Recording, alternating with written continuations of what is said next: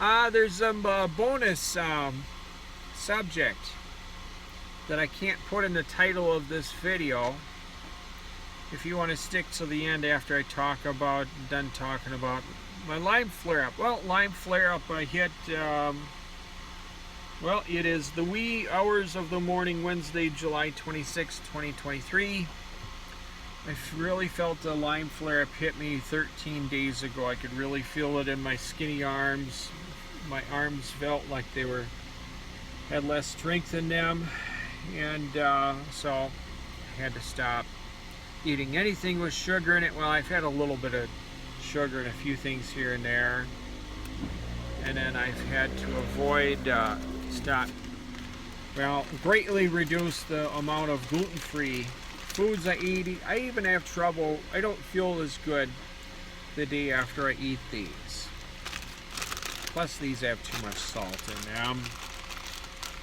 These, on some days they can give me some extra energy. Sometimes I'll eat these late at night at the restaurant so I can have enough energy for sweeping and mopping. But I do this strange thing. I pour these into a cup, and then I fill the cup up with water, immediately dump it out. That gets rid of some of the salt in these.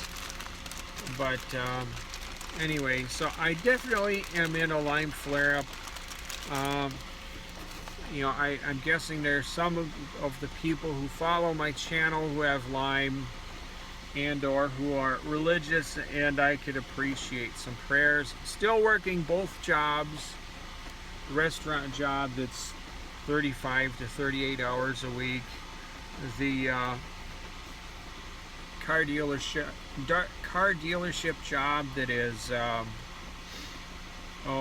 it varies from 15 to, well, some weeks when I work the Saturday shift, it can be another, 8.5, 24 hours in a week.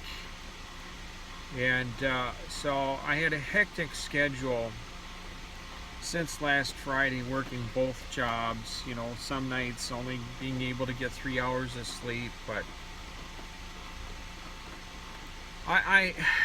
I'm fortunate. I'm on the Lyme forums on Facebook almost every day, reading posts. And yes, I'm fortunate to be able to work. I'm even more fortunate I'm able to work 2 jobs. You know, 2 jobs, 55 to 62 hours a week. When I work the Saturday shift at the car dealership, you know, that's in rotation. And I do remember summer of 2017, I was really sick. Just a mere cold could keep me stop me from working for 10 days. I literally thought back in 2017, I thought, yeah, if some new medicine isn't found that would help me, I thought, I really thought I was going to be dead in 2 to 3 years. And then 2017 was really the first year I was mourning the loss of the relationship with Abby. You know, the friendship that we were, for a while we were talking about either me moving to Montana to date her or her moving here to Minnesota so we could date. And like I've said so many times, I so much love Abby, but she married another guy in late 2020. Darn, I bought a bunch of tomato sauce at Walmart for the rice mix that I cook. And I bought a cardboard box. I bought a cardboard box just big enough to put them all in, and then I used tape inside my truck here to tape up the box. And the box is in the flatbed in the back of the Ranger, and now it's getting wet because the storm is coming. But anyway, so yeah, it's there's some really serious posts on Facebook forums for people who have Lyme, people who are tired of the pain, the brain fog, the headaches, that there's just so many different symptoms. Some of them live with, like, their brain feels literally like it's on fire. I think about 10 years ago, 10, 9, maybe 8 years ago, my sinuses would get to the point where they literally felt like they were on fire. And that was when I was delaying my treatments. I delayed my treatments until 2015 after my memory started to go. But there's another person that was posting to the forums that his digestive system felt like it was on fire. And but you know, if you start reading about Lyme disease, you can Google Lyme disease, conspiracy theories, Lyme disease, Plum Island. Oh, you could spend hours and hours. There's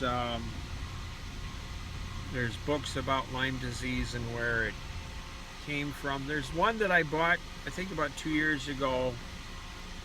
I forget the name of it. It's one of the most recent books. Like, the front of the book is like black and red.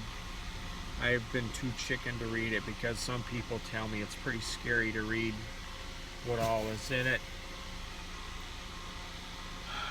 But anyway, I need to do repairs to this truck I'm driving.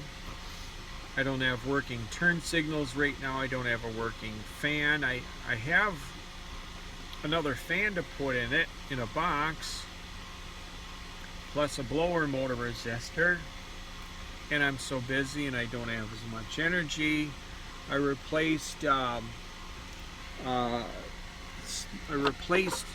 this little turn signal relay in this truck.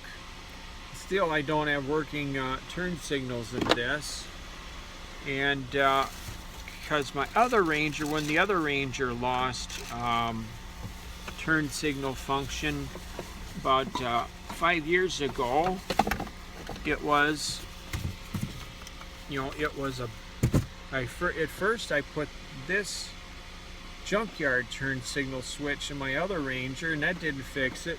So I put a new turn signal switch in it. That didn't fix it. And it took me like months to finally figure out it was this.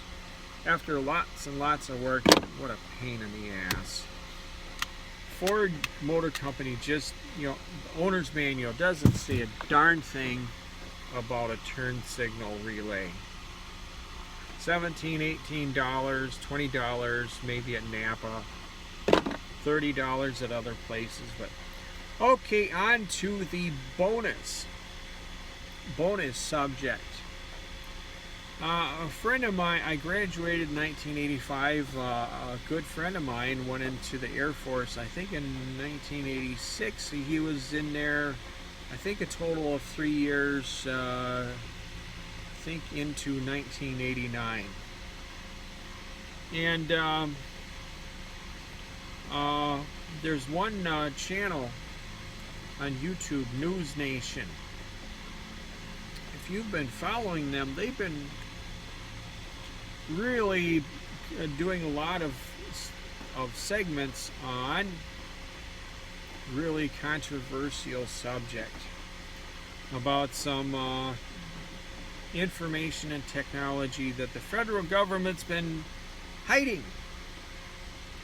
And in fact, today in Washington, D.C., there's supposed to be some second time ever happening hearings about all this technology. Well, my friend who was in the Air Force in 1989, he told me, wait, you know, that's 34 years ago. He told me some of that stuff. He didn't tell me a lot. He told me some of that stuff. but he told me not to tell anyone. Well, 34 years later, there's like a lot of the same basic information. You can find it on YouTube if you search for it. Well, what he told me in 1989 is he said that he became friends with someone very high up in the Air Force. He wouldn't say who it was. And he said that person told him that the reason we stopped making, that we stopped suddenly making missions to the moon, lunar landings, is that they found out that we were not the first beings to make it there. And my friend, I think he knew some more yet. I just got that feeling, but that's all he told me. He says, we weren't the first beings to make it to the moon, and don't tell anyone. Well, 34 years later, I'm telling you something. But you can find out, there's videos you can find on YouTube going into deeper detail. Dr. Stephen Greer has some videos related to this. Or just, start searching, Google searching or YouTube searching conspiracy theory moon. So that's all I know. I really think the world would be the population of this world would be really freaked out if all of the governments around the world just told us everything about these alien craft visiting the earth, and whatever beings in them, if they have bodies or not, if we had if we captured living aliens, where the heck are they from? Where did they come from? Boy, there's lots of questions. And yeah, if there was actually like an attack from beings from another planet, I could just imagine people just freaking out and taking their lives, just being overwhelmed, saying, that's it, I can't take any more of this. Like the suicide rate went up a lot in the year 2020. COVID hit. The George Floyd riots came soon after that. The George Floyd murder, he was murdered. That happened about 30 miles from me. So, anyway. Well, so that's all of the bonus information. I don't know anything more than what I shared with you. I'd be surprised if men in black suits showed up and started talking to me, because I really didn't share much. But anyway, boy, this lighting just makes me look funny. Well, I better check the radar because there's a chance of severe weather here. But I'm hoping this I had another Lyme flare up. I think it was April of last year, 2022, and it hit me pretty hard. I was only working the pizza restaurant back then, but April, I think by early or middle June, I was back wrenching on stuff, and that's when I started to remove the bed from this truck. I have videos on this channel from removing the bed from this truck and then getting it ready to bring into the shop to get the clutch replaced, which costs a lot of money.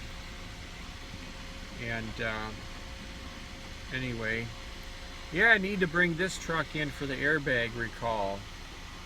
Ford keeps sending me letters, and yes, I'm driving a truck with a airbag right in front of my face that's under recall.